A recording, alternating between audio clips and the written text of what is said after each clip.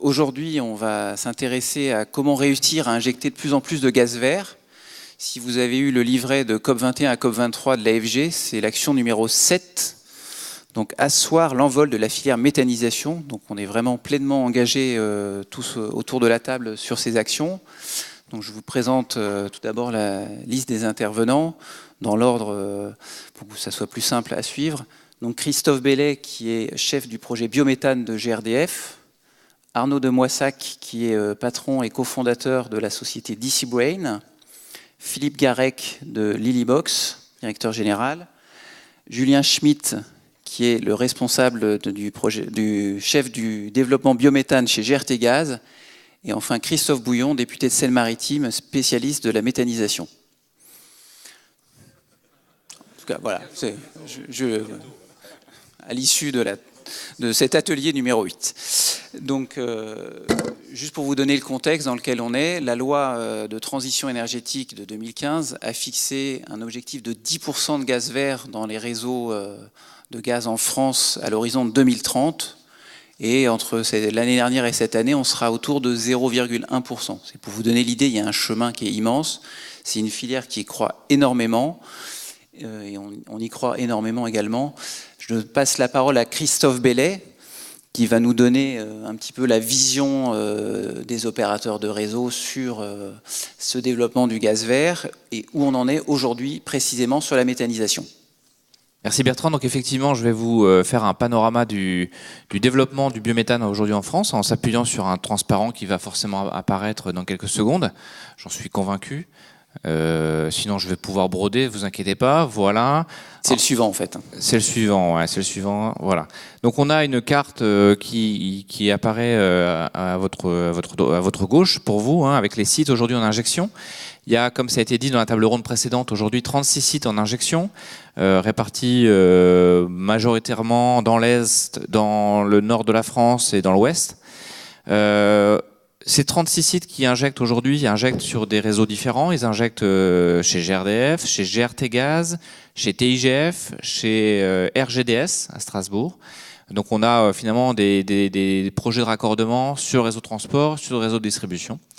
On a aussi différents types de projets. C'est-à-dire que la méthanisation, l'injection de biométhane, ça concerne différents marchés très différents. Ce qui rend finalement la visibilité de cette filière parfois complexe, c'est qu'on va avoir de l'injection de biométhane, de biogaz épuré sur des sites agricoles. C'est la grande majorité, hein, 25 des sites aujourd'hui qui injectent sont des sites à dominante agricole, donc du fumier, du lusier, des cultures qui sont méthanisées. On va avoir aussi des projets sur des stations d'épuration, donc c'est les boues, hein, des stations d'épuration qui sont méthanisées, un procédé historique pour réduire la quantité de boue. Jusqu'à maintenant, on n'en faisait pas forcément grand-chose de ce biogaz, et maintenant il est injecté une fois épuration. Donc on a 5 projets en cours, hein, avec les principaux opérateurs qui gèrent les stations d'épuration. On a aussi des plateformes de tri de déchets. Il y a 3 projets, dont le premier projet qui était à Lille, un site à Forbach et un autre site à Hénin-Beaumont. Et pour terminer, et c'est une nouveauté de l'année 2017, on injecte désormais du biogaz épuré de décharge. Donc il y a sur ce marché-là un potentiel important, puisque aujourd'hui la valorisation du biogaz sur des décharges n'est pas forcément toujours au rendez-vous. Donc voilà la situation à date. On a dans le portefeuille, comme ça a été dit aussi dans la table ronde précédente, énormément de projets. On a plus de 500 projets en portefeuille. On pense que l'année prochaine, on va doubler. Là, vous voyez qu'il y a 36 sites qui injectent. L'année prochaine, on aura sans doute 80 sites à la même période qui vont injecter dans les réseaux. Donc on est sur une filière en croissance forte, hein, par définition. C'est tant mieux puisque pour l'instant, on partait de zéro en 2011 et là, on va tangenter vers 2023, comme ça a été dit aussi, vers les 8 TWh. Donc la dynamique, elle est super bonne puisqu'on a une capacité, donc c'est le schéma qui est à votre droite, une accélération de la capacité réservée dans les registres, hein, qui est de 6,5 TWh. Donc tous les projets vont pas se faire, hein, mais une grande majorité quand même. Donc on est sur la bonne voie pour aller vers les 8 TWh horizon 2023, objectif fixé dans la PPE. Alors tout ça c'est très bien. Mais le panorama ne serait pas complet si je ne vous parlais pas des freins aujourd'hui au développement du biométhane. Il y en a de différents types. Le premier frein, il est qu'aujourd'hui, c'est une filière, la filière méthanisation dans sa globalité, qui suscite encore beaucoup de craintes du milieu bancaire. Aujourd'hui, un projet de méthanisation, c'est un projet qui va coûter entre 5 et 6 millions d'euros en moyenne. Sur ces 5 à 6 millions d'euros, il va y avoir un besoin de lever une dette équivalent à peu près à 70% du montant du capital total. Et ça, cette dette, elle est apportée par les banques de la place. La première d'entre elles, c'est le Crédit Agricole, puisqu'on est beaucoup sur des sujets agricoles. La BPCE aussi, qui agit beaucoup sur ces marchés-là. C'est des acteurs qui sont aujourd'hui présents et actifs. Mais alors, pour les autres, aujourd'hui, on a parfois du mal à les trouver. Et donc, on a aujourd'hui un milieu bancaire qui a besoin d'être assuré. Donc ça, c'est le premier frein. Le deuxième frein, c'était aussi dit tout à l'heure dans la table ronde, même si on a beaucoup parlé d'éolien dans les questions, on a aussi, nous, des problèmes d'acceptabilité. On n'est pas à 17 km de la côte, comme ça a été dit tout à l'heure. Nous, on est dans les campagnes, mais on a, notamment pour les projets qui sont des projets d'envergure, ce qu'on appelle les projets territoriaux, on a dans 3 cas sur 4 des recours qui, évidemment, ralentissent l'émergence de ces projets. Troisième frein, j'aurais voulu poser la question tout à l'heure, je ne sais pas s'il y a des personnes d'administration dans la salle, mais on a des freins administratifs aujourd'hui avec les autorisations d'exploiter, des procédures très lourdes qui ne sont pas forcément adaptées à la méthanisation. Et puis le dernier, c'est que malheureusement, comme ça a été dit par Ladislas Poniatowski, député de l'Eure, les réseaux des opérateurs gaziers ne sont pas présents partout, malgré tous les efforts depuis de nombreuses années des opérateurs. Et on a parfois un éloignement des intrants, de ce qu'on va méthaniser, des déchets organiques par rapport au réseau. Donc quand on est à 20 km du réseau, forcément on va avoir des difficultés pour raccorder ce site. Donc ça, c'est la première difficulté, qui est une difficulté structurelle. Et la deuxième difficulté, c'est que un méthaniseur, il va injecter de façon stable toute l'année. Le processus de méthanisation n'est pas très flexible, on ne peut pas l'arrêter très facilement, donc on va produire toute l'année à peu près la même quantité de biométhane, et ça va poser problème dans certaines périodes, puisqu'en période d'été, comme vous le savez, la plupart des gens dans la salle sont des gaziers première langue, on a un rapport de 1 à 4 entre les consommations d'été et les consommations d'hiver. Donc tout ça fait qu'aujourd'hui, on a à gérer cette capacité limitée d'injection en été. Donc pour lever ces freins sur le réseau, là les gaziers, les opérateurs gaziers sont à la manœuvre, on a différentes pistes qu'on va vous détailler maintenant. La première, avec mon collègue qui est juste à ma droite, c'est de trouver le bon point d'injection qui va répondre à l'équation un petit peu économique, capacité d'injection, coût pour le raccordement et débit que je vais pouvoir injecter. Donc ça va être fait, alors c'est fait aujourd'hui chez tous les opérateurs, et ça va nécessiter de gérer une nouvelle complexité, puisque comme vous le savez, les réseaux, la façon de concevoir les réseaux a été beaucoup imaginée pour la période hivernale. Là, il faut qu'on gère la pointe d'été, enfin la pointe, non pas la pointe, le manque de consommation de gaz en été, et ça va nécessiter de regarder de nouvelles façons, la façon dont on mène les études. Deuxième façon de traiter cette problématique de saturation ou d'éloignement du réseau, ça va être de baisser la pression en été. Il y a une capacité du réseau en eau qui permet de passer des pics, par exemple la nuit ou le week-end. On peut, en baissant un peu la pression par rapport à la pression d'exploitation traditionnelle qu'on avait à 3 bar 5 par exemple pour la partie GRDF, on peut passer certains pics, certains creux. Troisième sujet, ça va être le développement des usages. Notamment l'usage mobilité, qui a l'avantage, contrairement à l'usage chauffage, d'être très présent, y compris en été. Donc lorsqu'on peut lier des développements de stations d'injection avec des développements de stations de GNV, c'est souvent très très pertinent, puisque ça permet de lever un petit peu cette contrainte d'été. La quatrième, c'est de mailler le réseau de distribution, puisqu'on a cette possibilité-là d'aller finalement chercher des grappes de réseau de distribution un peu plus éloignées, là où il y a de la consommation, notamment d'été. La cinquième, vous voyez qu'il y en a de nombreuses, ça va être détaillé par Philippe Garec de Lilybox, ça va être la micro-liquéfaction. Donc on va liquéfier le biométhane pour pouvoir passer ces creux de consommation, encore une fois la nuit, le week-end et parfois la semaine. Il va vous détailler ça tout à l'heure. Et puis la dernière solution qui sera détaillée par, encore une fois, un collègue à ma droite, qui est Julien Schmitt de GRT Gaz. Ça va être de faire circuler finalement le gaz dans le sens inverse et de remonter sur des réseaux de transport qui sont beaucoup plus consommateurs. Voilà ce qui va vous être présenté maintenant, et vous voyez qu'on a un éventail de possibilités sur lequel l'ensemble des opérateurs gaziers travaillent. Pardon. Merci Christophe Bellet, donc chef du projet biométhane GRDF, de nous avoir présenté 6 solutions pour injecter de plus en plus de gaz vert.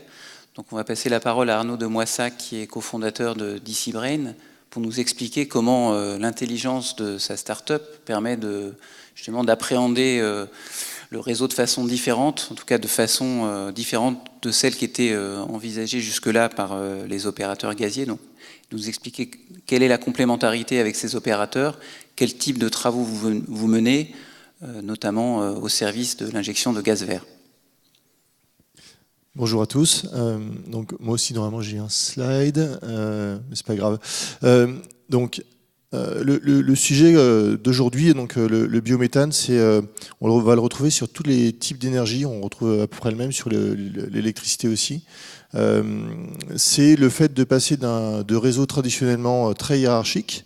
Donc c'est Julien qui va faire transiter donc GRT le gaz jusqu'à Christophe GRT, pour que GRT distribue aux administrés de monsieur le député, et jusqu'à présent voilà, c'est comme ça que ça fonctionnait, et ce qu'on est en train de voir arriver, donc c'est des réseaux plus distribués et plus dynamiques. Plus distribués, c'est-à-dire que maintenant les moyens de production apparaissent tout en bas du réseau, et plus dynamique parce que en fait on peut rendre ces moyens de production pourquoi pas intermittent avec du stockage, on peut faire du rebours, voilà, il y a un peu toutes les solutions dont tu parlais, ce qui fait que de fait on change la façon d'opérer ces réseaux et on rajoute de la complexité. Alors la bonne nouvelle, c'est que faut surtout pas avoir peur de cette complexité. C'est de la bonne complexité, c'est une complexité nécessaire. J'ai tendance à dire que finalement cette complexité, c'est le symptôme heureux de la transition énergétique. C'est-à-dire que sans complexité, ça veut dire qu'en fait on n'est pas en train de faire la transition énergétique, on reste sur des réseaux à l'ancienne et on est en train de rester scotché au XXe siècle. Donc la complexité est là, c'est une excellente nouvelle. Et il faut voir comment est-ce qu'on la gère maintenant. Donc une fois qu'on a dit ça, comment est-ce qu'on peut aider justement les opérationnels au quotidien qui connaissent parfaitement leur métier, hein, même avec cette complexité et ce côté plus dynamique et plus distribué, ça reste comment est-ce que j'opère un réseau de gaz. Donc les gens de GRDF et de GRT et des autres acteurs du gaz savent très bien faire ce métier, ils le connaissent parfaitement. Par contre, il faut les aider à ne pas être submergés par ce côté très dynamique. Et donc c'est là où nous on peut aider.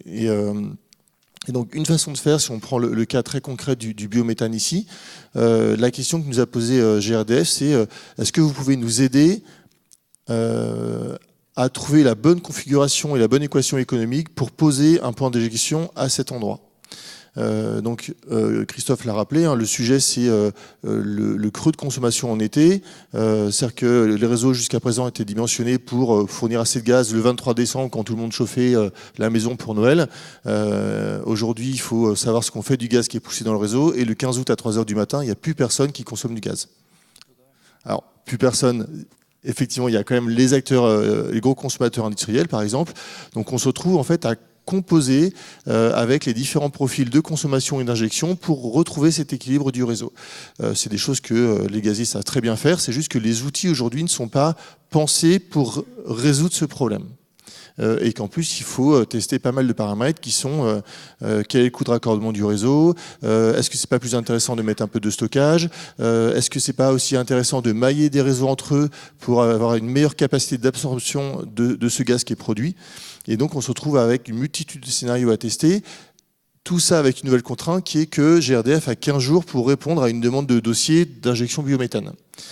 Sachant que idéalement c'est pas 15 jours qu'il faudrait, il faudrait que limite la personne de GRDF chez le client puisse sur un iPad faire une préétude et dire ben ça passe pas, c'est tel type de prêt qu'il faut. Et là, en fait, on réintroduit de la dynamique en fait, dans la relation client et dans l'injection de biométhane.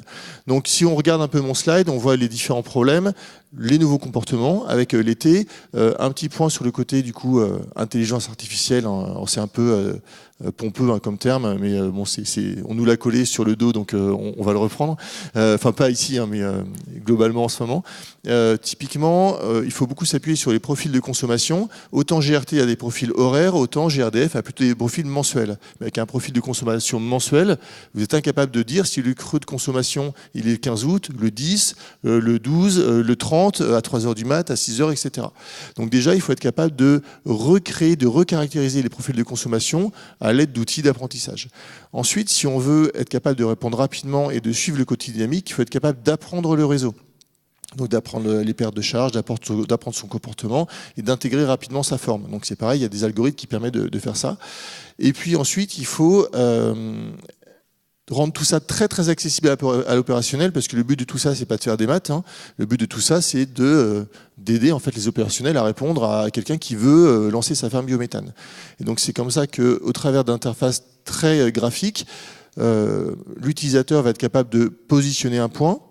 Et nous, on va regarder en fait les différents réseaux qui sont autour, quel est le meilleur routage, enfin déjà quels sont les routages possibles, quels sont les profils d'injection possibles, est-ce qu'il faut mettre du stockage, quel est le coût du stockage et quel est l'optimum d'un point de vue coût et d'un point de vue réseau de tout ça.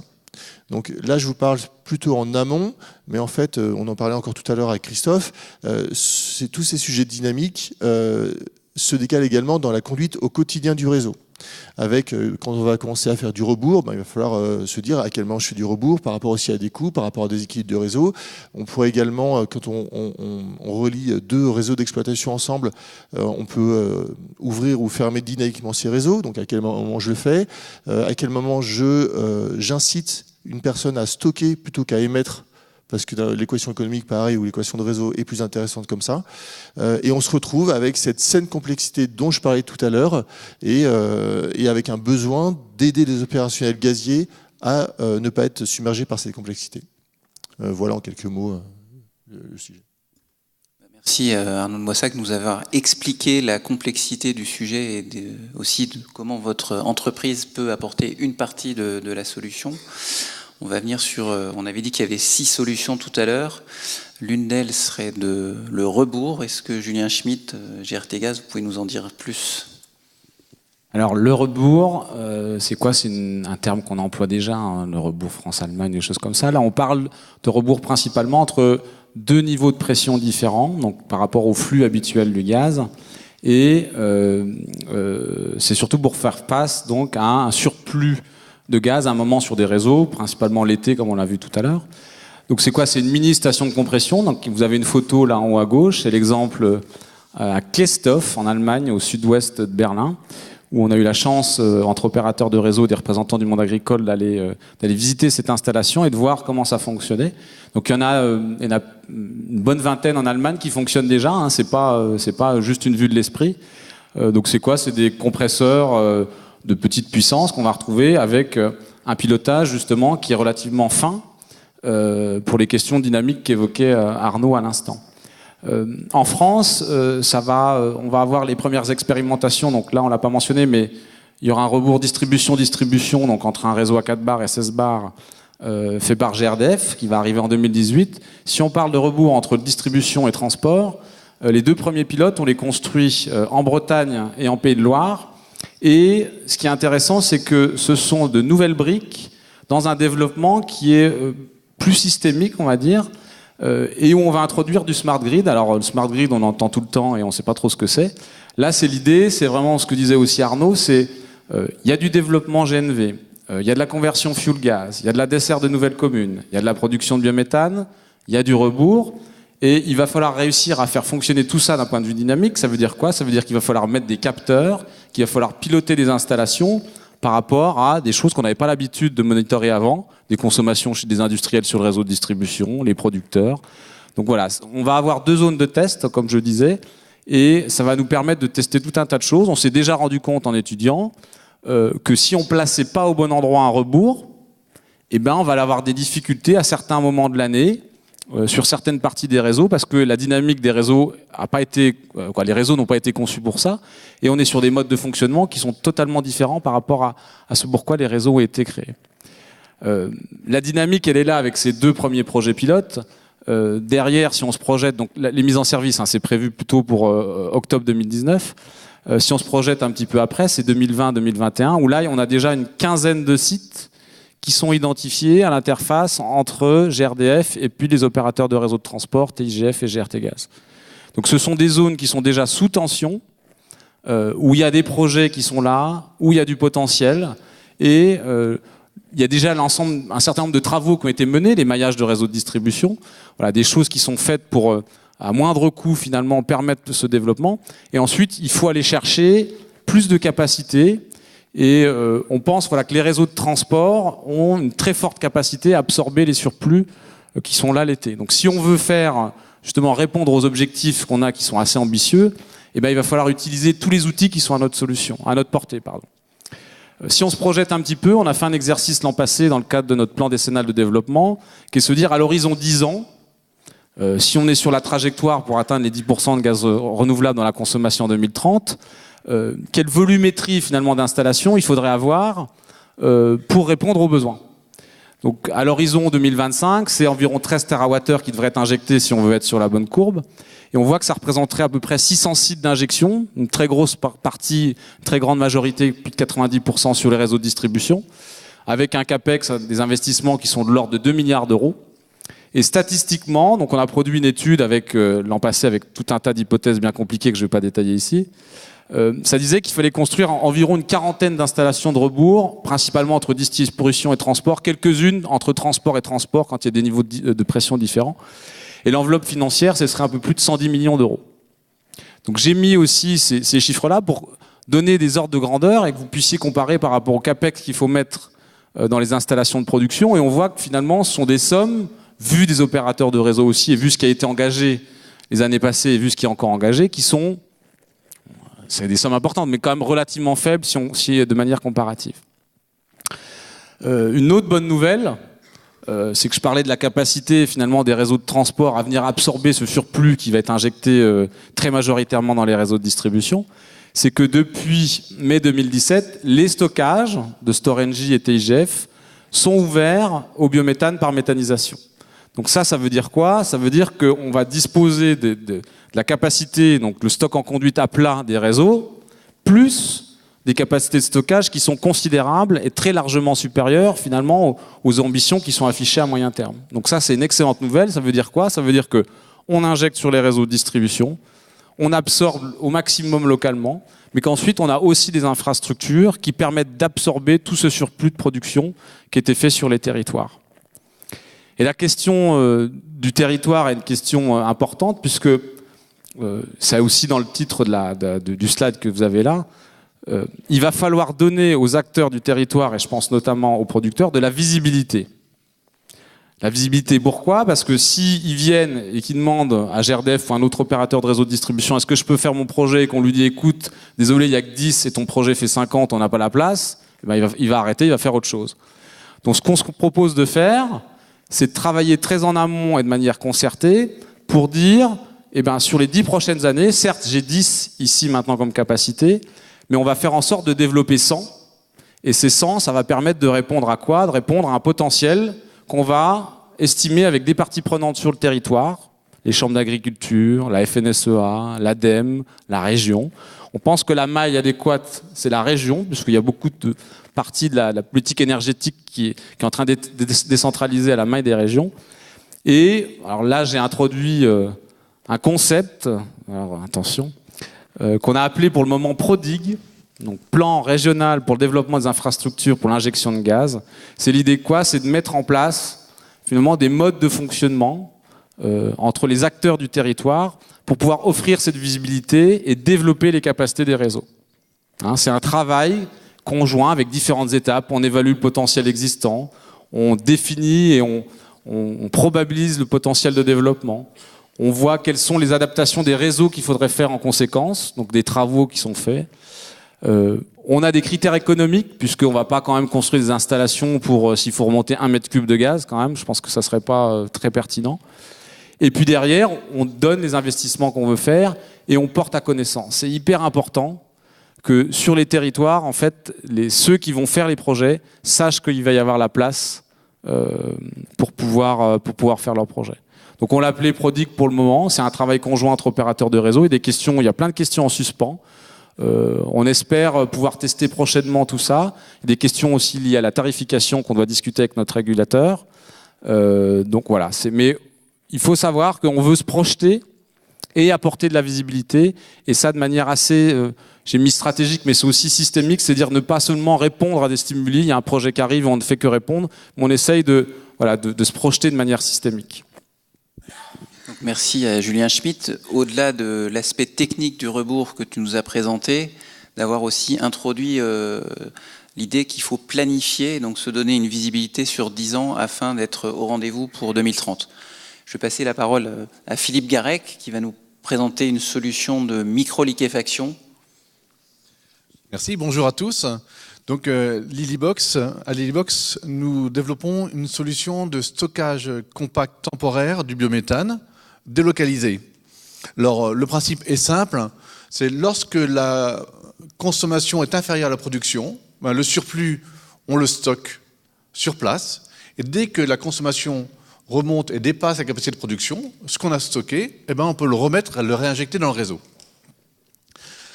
Avant de rentrer plus dans la description de notre solution, je vous propose de prendre quelques minutes pour mieux comprendre le problème qui est celui des producteurs de biométhane. D'abord, la première dimension du problème, c'est que les volumes concernés, les volumes en jeu sont conséquents. Si on prend une installation de biométhane moyenne, elle fait de l'ordre de 150 nanomètres cubeurs de capacité. En une journée, c'est pour ça qu'il y a une belle photo de piscine, ça représente une piscine olympique et demie de production de biométhane. Alors quand on considère qu'on peut avoir un long week-end du 15 août par exemple, où on a des consommations très basses, on commence vite à aligner les piscines olympiques, ça fait des gros volumes à stocker. C'est pour ça que la solution que nous avons choisie pour traiter ce problème à Lilybox, c'est la liquéfaction du biométhane. Parce que le gros intérêt de la liquéfaction, c'est qu'on rend le biométhane ultra compact.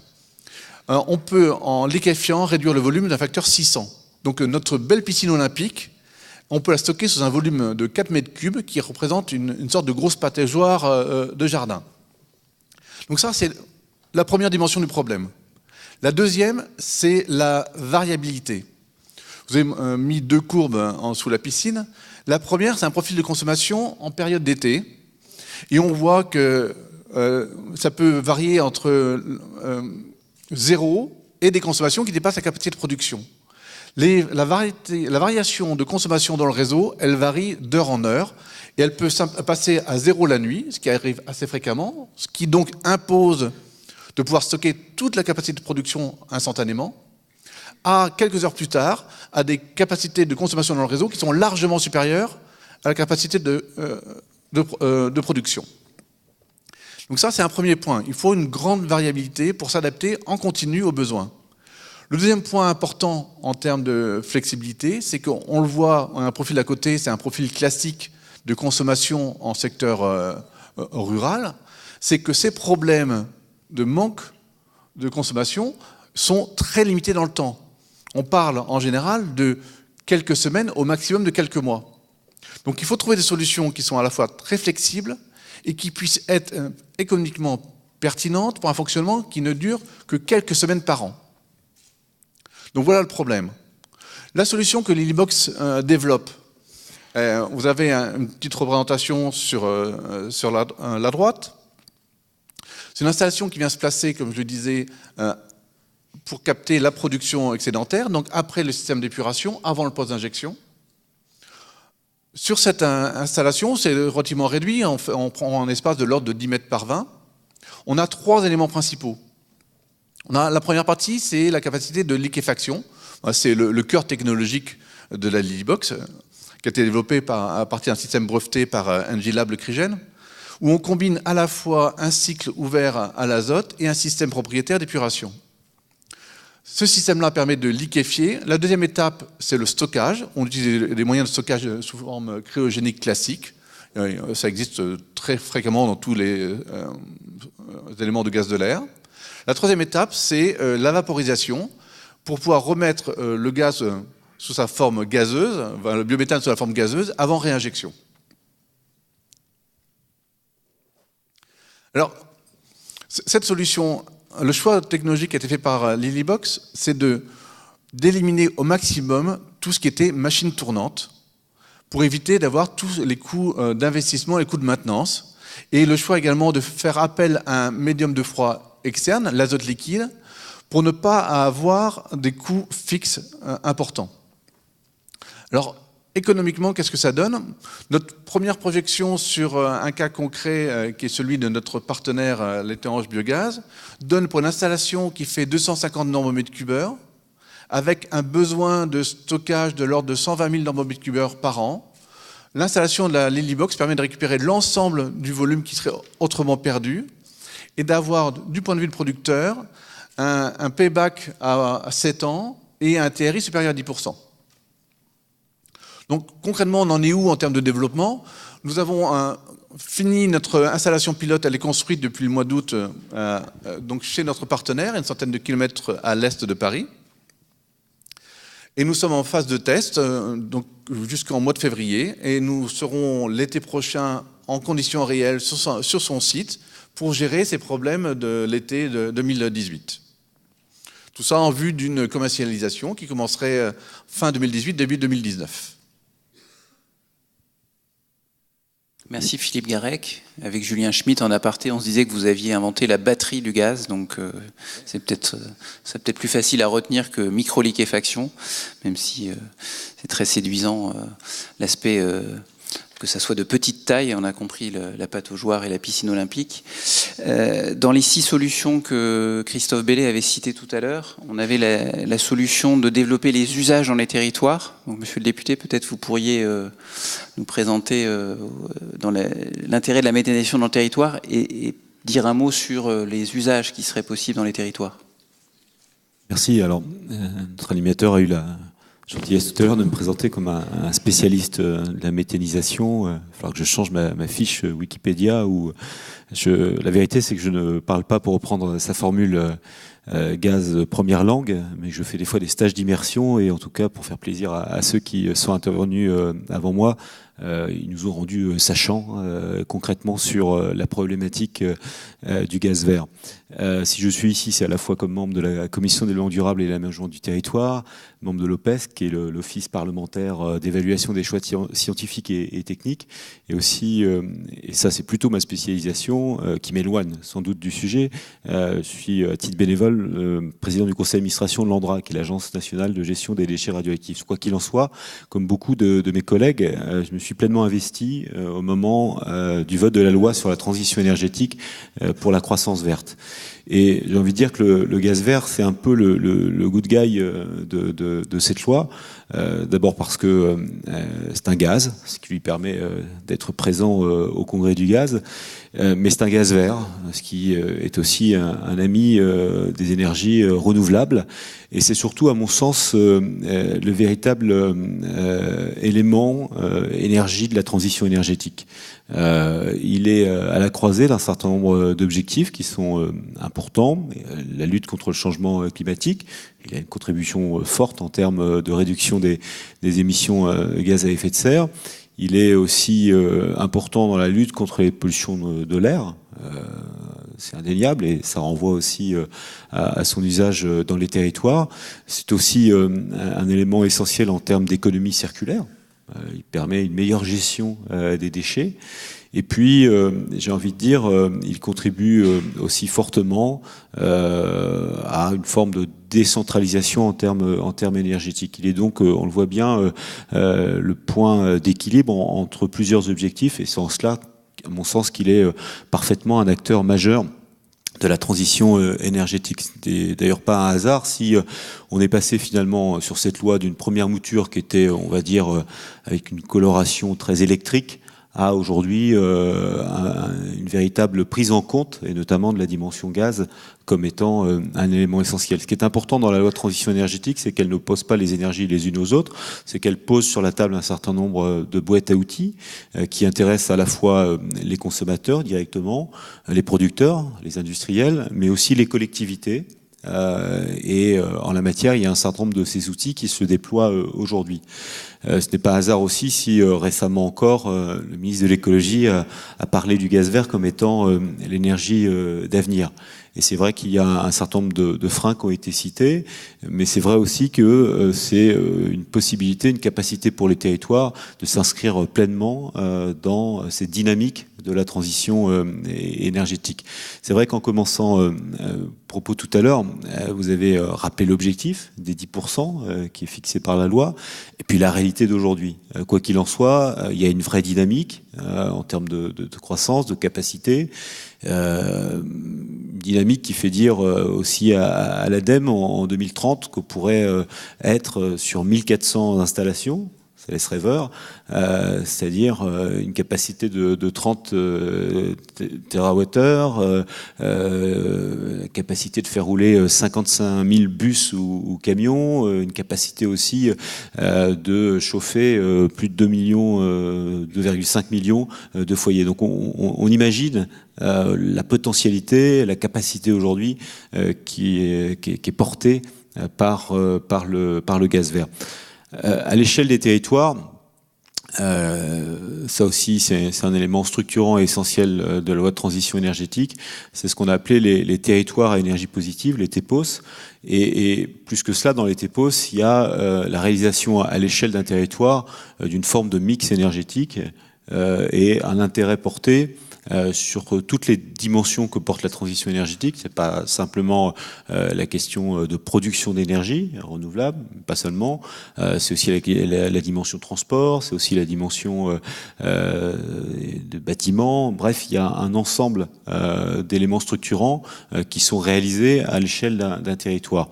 Et c'est vrai que les projets de méthanisation participent grandement sur ces territoires à faire en sorte de réaliser un mix énergétique qui soit à la fois en correspondance avec la réalité de ces territoires et qui en même temps soit suffisamment ambitieux pour permettre bien évidemment d'atteindre les objectifs qui sont fixés. Sur les territoires, quoi qu'il en soit, il y a un certain nombre de freins qui existent. Et tout à l'heure, premier intervenant a évoqué un des principaux freins, qui est la question de l'acceptabilité. Et c'est vrai que s'il existe à l'échelle des territoires, notamment pour les collectivités qui sont aussi, ça c'est ce que permet la loi, associées ne serait-ce que financièrement à des projets, n'en demeure pas moins que il y a cette question de l'acceptabilité, parce qu'il y a des images qui sont liées au projet de méthanisation, il y a une question qui demeure, même si elle est, j'ai envie de dire, une question de perception, qui ne correspond pas à la réalité, qui est la question de l'odeur, qui est souvent mise en avant sur les projets. Et dans les freins que vous avez cités, il ne faut pas oublier non plus la question de la stabilité de la fiscalité. Je pense que des mesures qui sont comme celle à partir du 1er janvier d'avoir exonéré de la taxe intérieure sur la consommation du gaz naturel les usages non carburant, mais malgré tout contribue à cela. Mais il faut offrir non seulement une visibilité, mais une stabilité aussi en la matière. Vous avez eu raison de citer la question aussi, j'ai envie de dire, de rassurer en quelque sorte les poules bancaires pour qu'ils s'intéressent bien évidemment à ces projets. Il y a besoin encore, me semble-t-il, de soutien financier sur les projets de production, de création de stations d'approvisionnement. Et c'est là où la dynamique des dépôts peut y contribuer, puisqu'il y a là à la clé un certain nombre de leviers financiers qui sont utiles. Il y a la question des autorisations. C'est une réalité, même s'il y a un certain nombre de dispositions qui ont été prises, notamment d'un point de vue administratif, de simplification, qui, semble-t-il, permettent de raccourcir des délais. Il n'en demeure pas moins que ça n'empêche pas les recours. Ça n'empêche pas de les purger plus facilement, et ça continue à nous distinguer du reste de l'Europe en termes de délai pour de délai de création de lieux de production d'énergie renouvelable en général, et en particulier en ce qui concerne la méthanisation. Il y a aussi, me semble-t-il, des sujets qu'il ne faut pas mettre de côté. On voit bien au moment de l'examen de la loi S'agissant de la question de la méthanisation, il y a ce débat qui est celui des cultures dédiées, il y a ce débat des usages de la terre. On voit bien que ceux qui aujourd'hui regardent de façon sympathique l'idée d'avoir plus de gaz vert butent sur cette question des cultures dédiées. Donc il faut pouvoir avancer sur cette question-là. Je pense qu'elle participe aussi, à mon sens, à faire en sorte que dans le monde agricole, on se saisisse un peu plus de cette opportunité, parce que je disais tout à l'heure que le gaz vert, c'est une chance à la fois dans la lutte contre les changements climatiques, dans la lutte contre la pollution de l'air, pour l'économie circulaire, mais c'est aussi un débouché en quelque sorte, une création de revenus pour les agriculteurs, un débouché et une création d'emplois en général, et ça c'est une dimension qui est importante, mais il faut aussi faire attention à ce que on n'empêche pas cela avec l'argument qui est celui de l'usage des cultures, enfin de l'usage des terres, et la question des cultures dédiées, à mon avis, doit avancer. Et dans cette problématique aussi par rapport au monde agricole, il faut faire en sorte aussi de faire émerger à l'échelle des territoires des projets à taille humaine.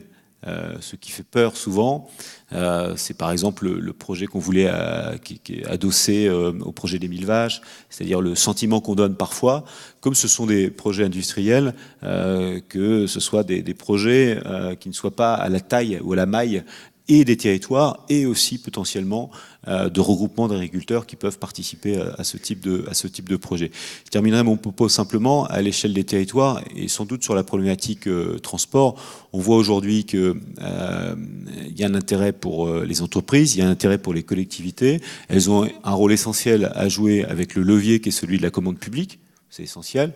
On voit la RATP en la matière, on est dans la région parisienne, à partir du moment où elle fait ce choix par rapport à son parc, demain d'être en bio GNV notamment, on l'a vu sur la ligne 24, je crois, le bus 24. Donc voilà, on voit que la commande publique est essentielle. Mais, et là c'est plutôt à l'échelle des territoires, et je parle plutôt des agglomérations, la dimension pollution de l'air a aussi un intérêt pour les acteurs économiques, notamment sur la question des livraisons, parce que je pense que si on veut favoriser l'usage du gaz vert dans les transports, le levier marchandises, transport de marchandises est essentiel. Et là, je pense qu'il y a un intérêt particulier pour les collectivités en la matière. Donc c'est pour ça que moi, je continue à penser que le gaz vert est vraiment l'énergie de la transition énergétique. Parce que ça permet vraiment une bonne adéquation avec les territoires. Et puis c'est l'élément qui, à travers les exemples qui ont été donnés, permet de décrire concrètement ce qu'on appelle ce passage finalement qui a permis la transition énergétique entre un système très centralisé, très carboné, peu digitalisé, à aujourd'hui l'émergence d'un système, en tout cas d'un mix qui soit clairement plus décentralisé, plus digitalisé, plus vert, plus propre. Et je pense que cette émergence est possible, bien évidemment, en s'appuyant fortement, me semble-t-il, sur le gaz vert. Merci Christophe Bouillon de nous avoir d'abord fait partager et rappeler pour ceux qui l'avaient pu l'oublier que sans le Parlement, on n'aurait pas cet objectif sur les gaz verts. Donc si on est aujourd'hui à parler de la réussite des gaz verts, c'est parce qu'on a un objectif. Donc ça c'est très important. Puis vous avez aussi souligné le rôle plein des élus pour l'acceptabilité des projets sous toutes ses formes, le besoin de stabilité fiscale. Donc c'est vrai qu'on n'a pas parlé dans les solutions, on était plutôt dans des solutions technologiques, des solutions d'usage, mais effectivement on a besoin d'un cadre qui soit stable, et on a aussi en tête qu'il y a régulièrement des lois de simplification et qu'il y a des choses à faire autour du gaz renouvelable. Et enfin sur le rôle essentiel de la commande publique dans les territoires, sur les solutions pour les usages du biométhane.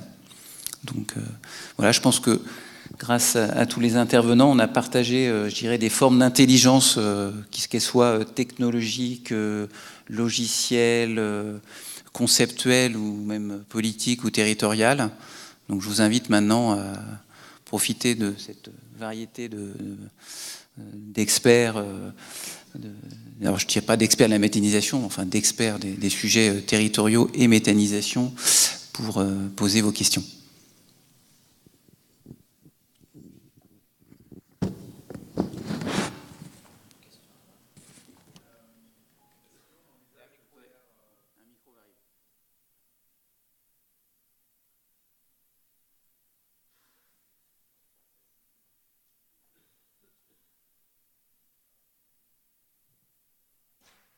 Allô, allô, oui.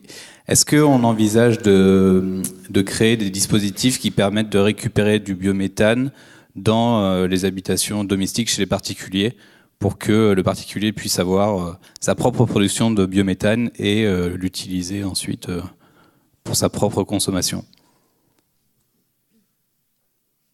Alors, que le particulier, il y a différentes façons de répondre à la question. Le premier élément de réponse, c'est qu'aujourd'hui, il y a un dispositif qui existe, qui est un dispositif de garantie d'origine de gaz vert, c'est-à-dire que lorsque un fournisseur achète du gaz vert à un producteur par exemple à Fécamp ou ailleurs, lorsqu'il achète ce gaz vert, il va acheter aussi une garantie d'origine qui va pouvoir, qui va être en quelque sorte la trace que le gaz en question est vraiment vert, et pourra faire des offres derrière à des clients finaux avec la preuve que ce gaz qu'il a acheté à un producteur est vert. Donc ça, c'est la première réponse. La deuxième réponse, je ne sais pas si c'était votre question, mais c'est est-ce qu'un particulier peut devenir producteur? Sur ça, oui, c'est possible. C'est-à-dire qu'il y a des projets qui sont en train de se monter avec du financement participatif notamment. Dans le sud-ouest, j'ai en tête dans le sud-ouest, mais il y a d'autres projets, j'en suis sûr, avec ce genre d'aspect. La question du financement, c'est une vraie problématique. La question de l'acceptabilité est une vraie problématique, et c'est vrai que les solutions de financement participatif, le fait que les particuliers autour d'un projet de méthanisation investissent, est souvent c'est une très bonne pratique en tout cas. Peut-être que dans la question, il y avait le lien avec l'autoconsommation dont on en parlait. C'est ça, ouais. Électrique. Je pense que c'était peut-être, est-ce qu'il y a une perspective d'autoconsommation pour le biométhane?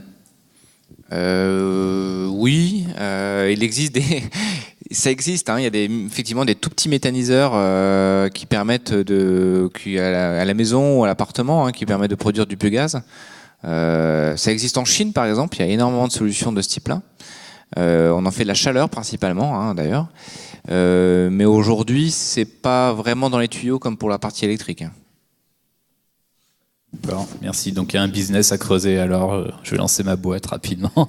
Je crois qu'il y a des projets de micro-méthanisation qui se développent, qui existent. Donc voilà, après c'est moins mature aujourd'hui que les projets dont on a parlé. D'accord, merci.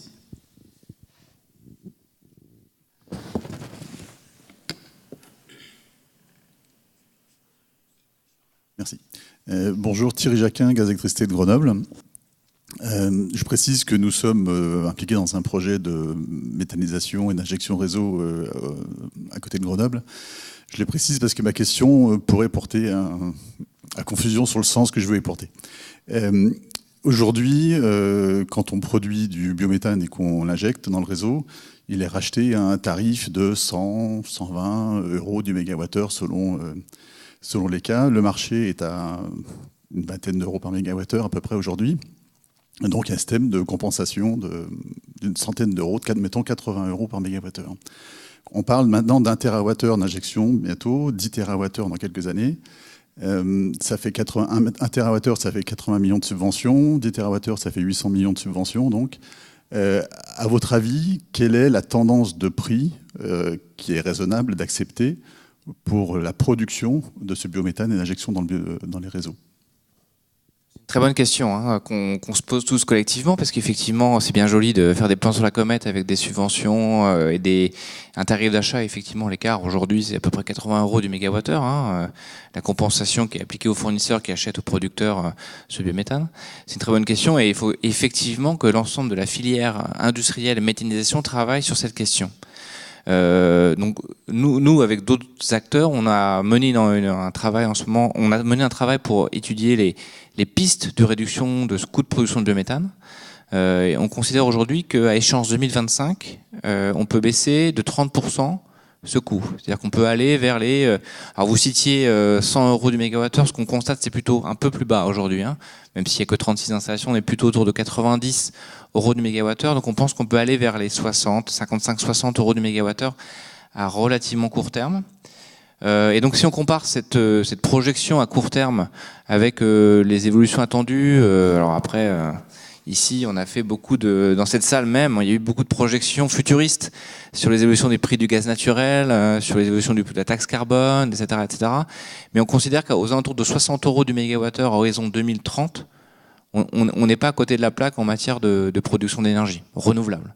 C'est-à-dire qu'avec un prix du gaz naturel à 40 € du mégawattheure à peu près, donc le double d'aujourd'hui, pour schématiser, et une taxe carbone de 100 à 130 € la tonne, on est sur ces ordres de grandeur-là. Donc, on voit qu'il y a une perspective, en tout cas, de rendre finançable, enfin, en tout cas, de réduire l'écart entre une énergie gaz naturel qui va forcément, comme d'autres, comme c'est une énergie fossile, va être de plus en plus taxée, et des énergies renouvelables qui vont émerger, qui, elles, vont avoir une tendance à la réduction de coûts.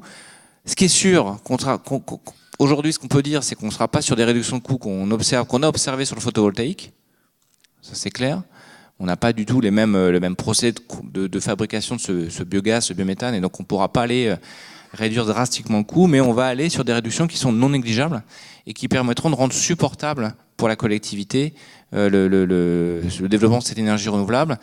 Après, si vous comparez, si on regarde ce qui a été fait sur d'autres énergies électriques renouvelables, on est quand même très très loin du poids financier, on sera très très loin du poids financier puisqu'on va avoir tendance à une réduction quand même de cet écart entre gaz naturel et biométhane. On n'est pas sur les 2,7 milliards d'euros pour le photovoltaïque ou 1,4 milliard d'euros pour l'éolien. On est quand même très très loin de ces ordres de grandeur. Là, je vous donne juste un chiffre, on est au tout début, mais on parle de 30 millions d'euros. Voilà, donc on est évidemment, il faut faire attention à ça, mais on n'est pas du tout sur le même poids financier à supporter par les collectivités locales et c'est un message important. Par les concitoyens, pardon aussi. Si je peux ajouter juste un petit complément, la méthanisation, c'est pas aussi uniquement de la transformation pour obtenir une énergie renouvelable. Il y a d'autres externalités positives. Et il se trouve que dans le prix de l'énergie, finalement, on embarque ces autres externalités positives qui, pour le coup, pourraient être valorisées différemment. Le maintien de l'emploi agricole, l'activité économique territoriale, le stockage du carbone, voilà, il y a tout un tas de trucs. Les déchets. Et donc la notion d'externalité positive et comment on mesure ça et comment on le rencontre dans le prix, c'est aussi une notion qui est importante et qu'il faut regarder. Donc la comparaison directe, des fois, est un peu aussi un peu biaisée par toutes les externalités qui sont apportées par la méthanisation. Ouais, juste pour insister un peu là-dessus, tu as tout à fait raison. C'est-à-dire que on a tendance un peu à comparer le biométhane, le coût de production de biométhane à par exemple un coût de production d'éolien ou de photovoltaïque. C'est une erreur fondamentale puisque dans le coût de production de ce biométhane, on a un coût de traitement de déchets, puisqu'on traite un déchet à la base. Donc comparer des choses comme l'éolien avec le biométhane, ça n'a pas de sens, puisque la finalité finalement du biométhane, c'est de produire de l'énergie, mais pas que. On traite aussi des déchets et on a plein d'autres externalités positives. Donc j'attire bien votre attention, si vous entendez autour de vous parler de comparaison éolien biométhane, merci pour réussir à les convaincre, on ne peut pas comparer, c'est pas comparable. J'avais une question concernant vous évoquez donc des évolutions importantes, significatives des structures de réseau, aussi bien distribution que transport. Est-ce que à terme il y aura des évolutions en termes de structure tarifaire, ce qui rentre aussi dans la composante coût pour la production de biométhane, enfin en tout cas pour l'injection de biométhane?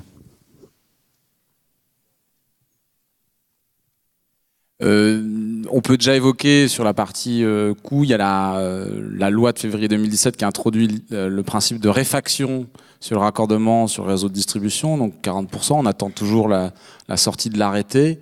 On cherche aussi le pendant à avoir sur le réseau de transport. La question, je l'ai évoqué tout à l'heure, sur les développements des réseaux, et notamment par exemple le supportage des rebours, il y a une vraie interrogation sur qui on fait supporter ça. Il y a plusieurs choix avec des assiettes différentes. Ça peut être les consommateurs de gaz, ça peut être les producteurs de biométhane. Il y a des discussions qui sont en cours. Pour l'instant, c'est des questions qui ne sont pas tranchées. Donc voilà, on a plusieurs pistes. Ce qui est sûr, c'est que sur la question par exemple spécifique du rebours, on ne va pas faire payer le rebours aux producteurs qui sont directement derrière. C'est pas l'idée qui supporte, s'il y en a un qui doit supporter les 2 ou 3 millions d'euros pour un rebours, ça va pas marcher. Ce qu'il faut, c'est avoir une notion de tarification qui soit cette tarification plutôt France entière. Après, est-ce que c'est supporté directement par les consommateurs via les tarifs d'utilisation des réseaux ou par une prestation qui est payée par les producteurs? On n'en est pas encore là, quoi. On n'a pas tranché. Oui, juste un complément. Tu as parlé d'un chiffre de 100 millions d'euros pour l'adaptation des réseaux. C'était ce que présentait tout à l'heure Julien sur la partie rebours. 100 millions d'euros, c'est échéance 2025, 2030. Hein. Si on tire le trait, 200 millions d'euros, même si on parle de 200 millions d'euros, échéance 2030, ça peut, comme il le dit très bien, c'est pas négligeable.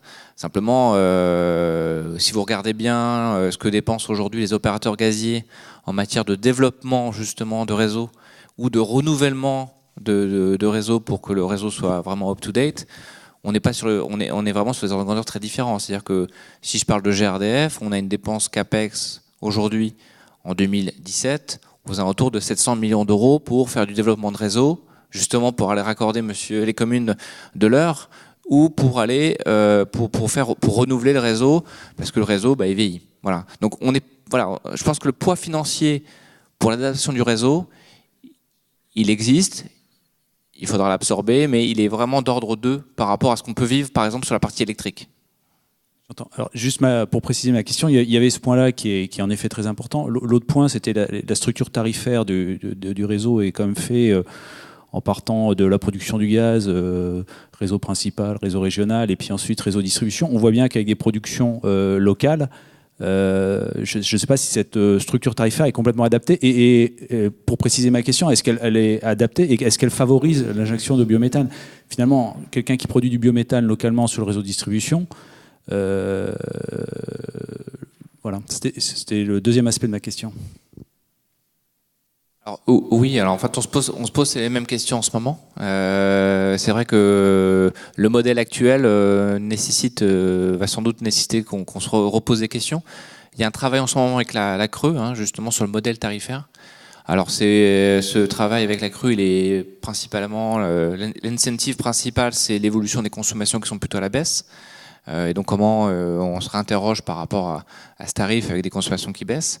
Mais je suis certain que le travail qui s'ouvre là va traiter cette problématique-là, puisque effectivement c'est une problématique, puisqu'on injecte effectivement en proximité des usages et la question du transport, la distribution se pose. Oui, donc Franck Wittenberger, monsieur le député, vous avez parlé des cultures dédiées. Je crois qu'il y a aussi, c'est plus l'enjeu des cultures intermédiaires. Est-ce que vous pouvez nous en parler et quels sont les enjeux ? Alors effectivement, donc aujourd'hui en France, on a un contexte qui est très différent de ce que vous avez expliqué tout à l'heure la personne qui travaille dans une société allemande. J'ai perdu le nom, Madame Hennig, sur la table ronde précédente, puisque en fait en Allemagne, il y avait toute la méthanisation a été tirée par des cultures dédiées, donc des cultures principales, les cultures d'été ou les cultures d'hiver. Et donc, il y avait quasiment 100% des intrants qui étaient des cultures dédiées. Et donc, ils ont aujourd'hui 17% de leur surface agricole qui sert à produire de l'énergie. C'est absolument pas le modèle français. Le modèle français, dès le départ, il y a eu un choix qui a été fait de limiter drastiquement le recours aux cultures principales qui sont dédiées à l'alimentation. Et il y a eu un décret qui est passé il y a 1 an, je crois, à peu près, qui fixe à 15% sur 3 ans l'usage des cultures principales pour alimenter un méthaniseur. Donc ça, c'est les cultures principales. Donc, je pense que vous êtes tous comme moi, un passé ou de la famille dans l'agriculture. Vous avez donc constaté qu'il y a aussi possibilité d'avoir d'autres types de cultures qui se développent notamment à la base pour des problématiques de traitement de nitrates, entre autres, ou pour préserver le sol. Donc on appelle c'est des cultures type SIPAN ou d'autres types de cultures. Donc ça, c'est des cultures qui ont lieu entre la culture principale d'été et la culture principale d'hiver. Et ce sont des cultures qu'on appelle cultures intermédiaires à vocation énergétique. Et donc, aujourd'hui, il y a une pratique qui se développe pour conserver la qualité du sol, pour traiter les externalités, par exemple nitrates. Cette nouvelle pratique agricole, c'est de cultiver finalement des cultures intermédiaires. Et sur ces cultures intermédiaires qui ne sont pas destinées à l'agriculture, qui ne sont pas destinées à l'alimentation, finalement, on peut très bien s'en servir pour alimenter le méthaniseur sans du tout avoir une concurrence d'usage avec les cultures principales. Donc ça, on en discute régulièrement avec les chambres d'agriculture, avec la FNSEA. C'est sans doute une voie qui permettra demain de développer de façon importante la méthanisation en France, mais qui s'accompagne aussi d'une évolution des pratiques des agriculteurs. Je crois qu'on peut prendre je vois 2 questions et après on s'arrêtera puisqu'on sera... Merci.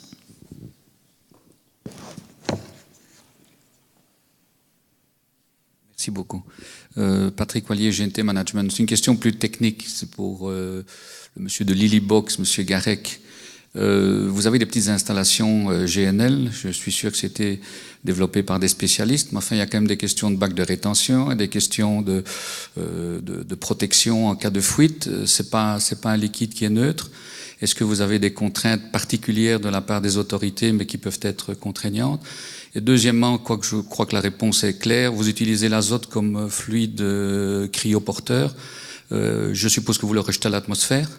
Est-ce que c'est de l'azote qui est suffisamment pur? Je suppose qu'il n'y a pas de NOx dedans. Je veux dire, quelle est la qualité de l'azote ou d'autres polluants que vous pourriez, dans ce cadre de ce processus, rejeter à l'atmosphère? Merci de cette question. Alors, pour la première partie sur la réglementation auquel nous sommes soumis à la réglementation ICPE, liée au stockage donc, de GNL sur site. Cette réglementation est claire. Nous sommes sur une simple autorisation jusqu'à un stockage allant à 50 tonnes de GNL sur le site. 50 tonnes, c'est l'équivalent de plus de 100 mètres cubes sous forme liquide et de l'ordre de 60 000 normaux-mètres cubes. Dans notre développement actuel, nous restons dans cette enveloppe-là. Donc une simple déclaration ICPE, avec les contraintes ICPE qui vont avec. La deuxième question portant sur la qualité de l'azote, comme nous arrivons avec de l'azote liquide, à moins 196, il est très pur. Donc on n'a pas de problème de rejet à l'atmosphère.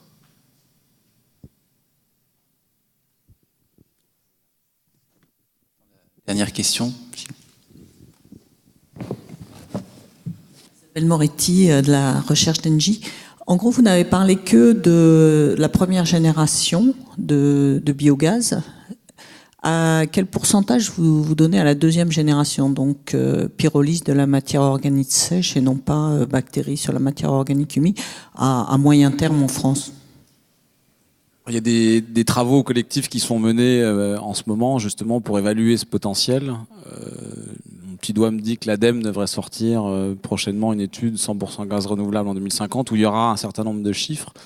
Les chiffres, il y a beaucoup de choses qui circulent, et c'est notamment en fait qu'est-ce qu'on va valoriser. Est-ce qu'on se concentre uniquement sur de la biomasse ou est-ce qu'on part aussi sur des matières carbonées avec des plastiques ou des choses comme ça? Donc le potentiel en fait peut varier beaucoup. Bien évidemment, il y a une complémentarité entre tous les gaz renouvelables, et quand on parle des solutions à mettre en place, c'est aussi en fait mettre en place toutes les solutions pour accepter tous les gaz renouvelables. Donc je crois que sinon, les chiffres qu'on avait jusqu'à maintenant, les ordres de grandeur étaient à peu près équivalents finalement au potentiel qu'on pouvait avoir entre biométhane issu de méthanisation ou plutôt par des procédés de pyrogasification. Si on parle en potentiel technique, on est aux alentours d'une centaine de térawattheures pour méthanisation ou comment dire, par pyrogasification. Après, il y a encore la question finalement des gaz de synthèse qu'on obtiendrait pour stocker l'électricité via la technologie du power to gas, où là, ça dépendra aussi du rythme de développement en fait, des ENR électriques et de la nécessité de stocker sur des périodes longues et des grosses quantités d'électricité, où là, finalement, les quantités de gaz de synthèse, donc, qui seraient de l'hydrogène qu'on pourrait transformer en méthane grâce à un procédé de méthanation où on vient capter du CO2, là, la quantité, finalement, va largement dépendre finalement, de ce qui sera fait aussi côté électrique. Mais bon, l'étude parlera de tout ça avec un certain nombre d'hypothèses. Voilà, avec des choses, à mon avis, je crois que c'est d'ici la fin de l'année qu'il y a des choses qui devraient sortir.